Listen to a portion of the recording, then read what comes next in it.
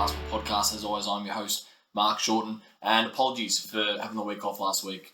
If you don't follow me on TikTok, you may or may not know I got married last weekend, so my now wife said that pretty much that she just wouldn't have the wedding if I did a podcast at the venue. So obviously that was very high risk, so I wasn't going to do that. So we're back now, and we're looking at the waiver wire for this coming week. So week 6 or week 7, depending on where you're up to and when you started.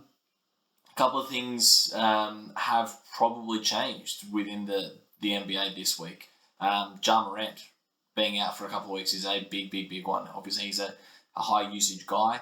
That means that there's going to be a number of players who are worth picking up. Guys that are under 30 or under 30% owned in some places, under 40% owned in most places, that definitely are going to reap the benefits of having a higher usage in the next couple of weeks. And that probably kicks us off for the podcast. And we are going to speak about 2 Memphis guys that I probably could speak about 3. The other one being, I could speak about 4 Memphis guys, being DeAnthony Melton and Tyus Jones. But the ones that I'm going to talk about are the ones who are probably a bit more well-rounded with their stats.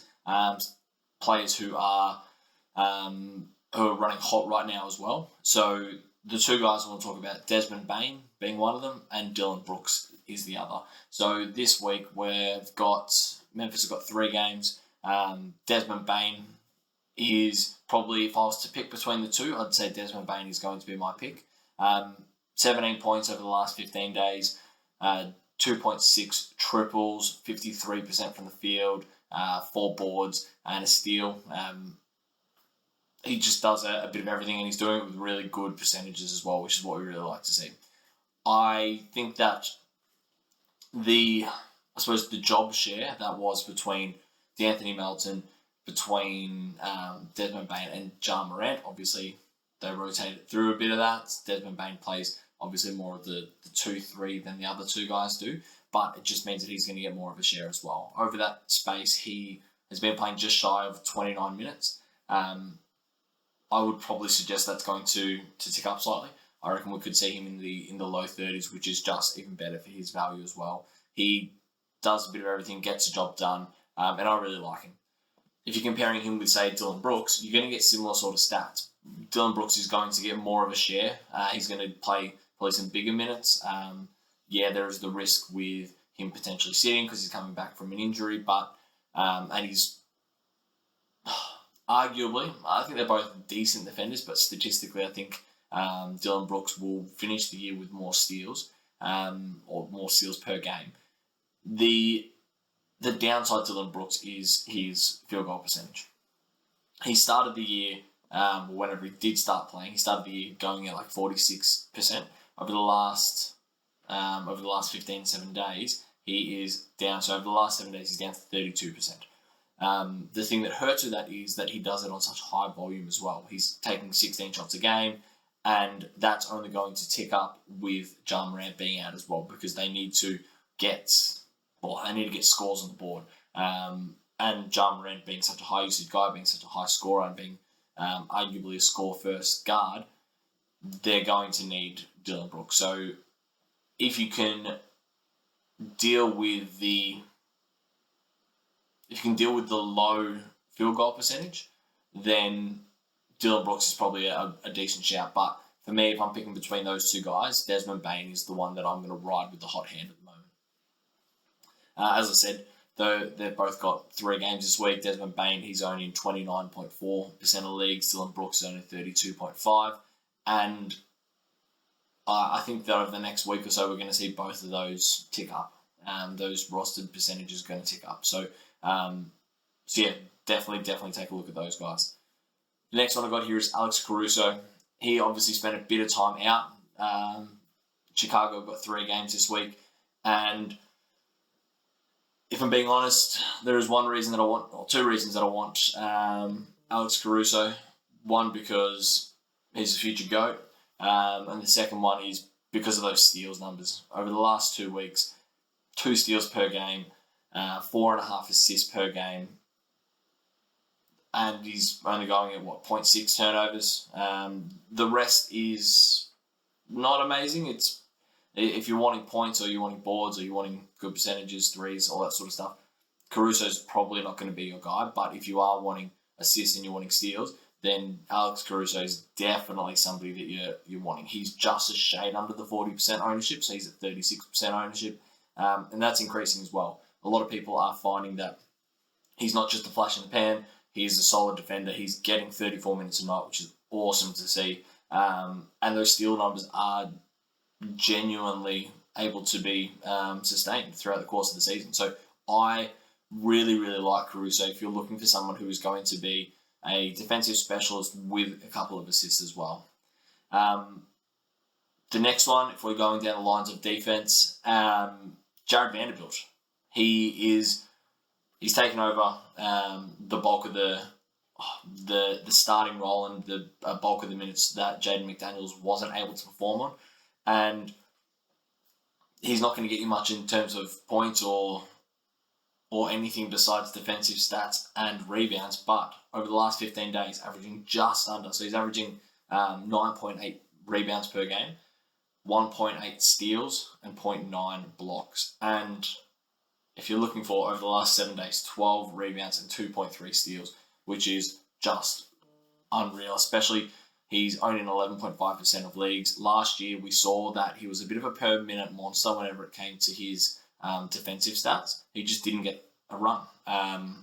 And he's just looking so good whenever it comes to the defensive numbers. Like, yeah, it's exactly what we wanted to see out of Jaden McDaniels, which we didn't.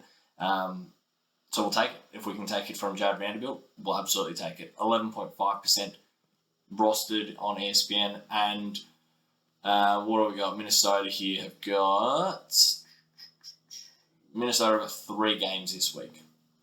At home to Indy, away to Washington, and away to Brooklyn.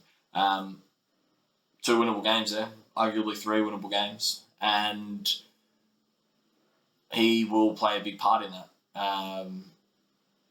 Playing against Sabonis at Indiana, playing against probably Kuzma in Washington, and then KD in Brooklyn.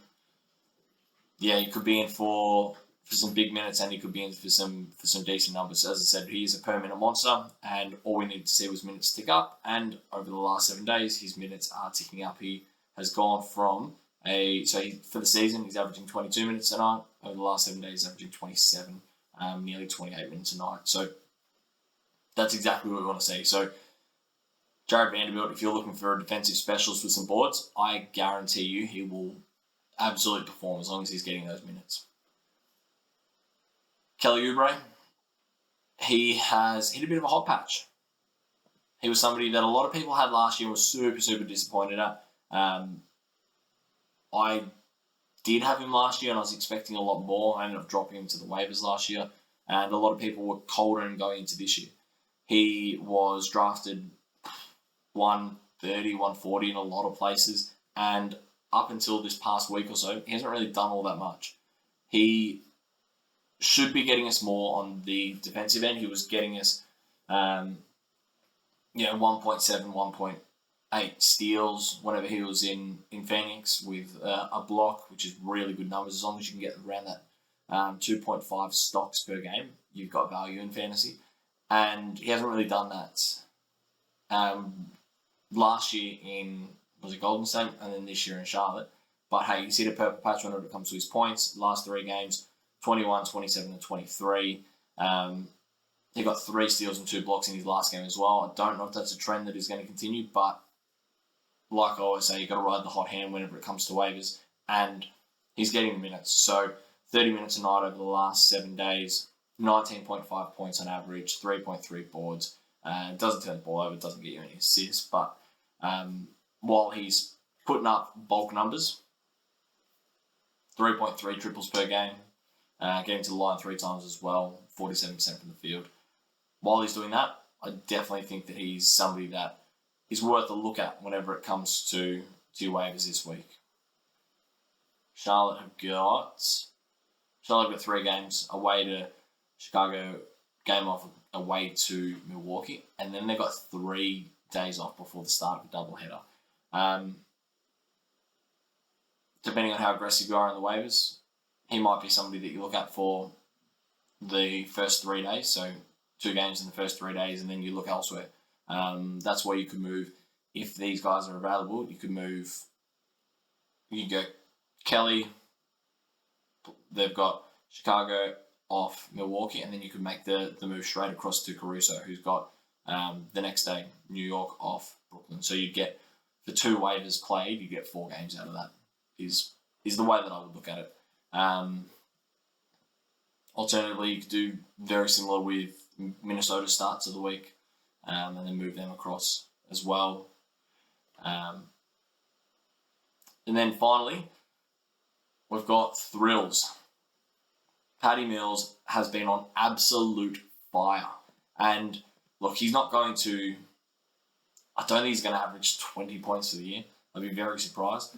He could lead all comers, including Steph, with triples made. Might be an outlandish call, but I'll take it.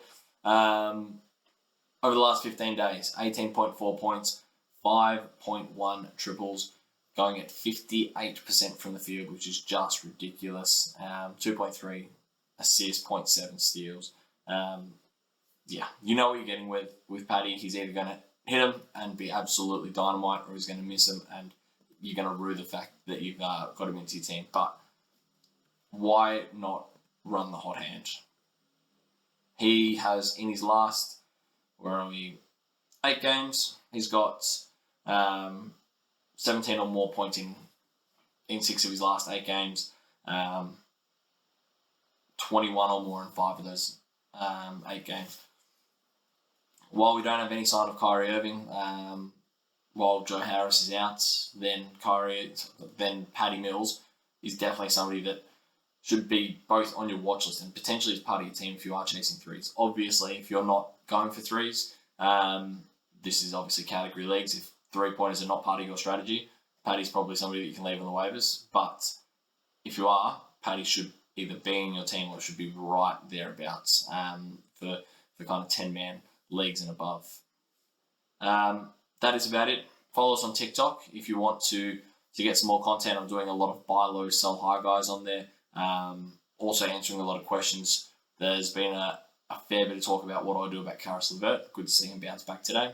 A lot of talk about what I do with Zion, what sort of trade should I look at for Zion, James Harden, Shai Gilgeous-Alexander, all these sort of guys that have not been playing amazing to start the year, and what's the sort of strategy around either keeping them or moving them on. So definitely add us on TikTok if you haven't already, and if you are new here, do not forget to rate and subscribe.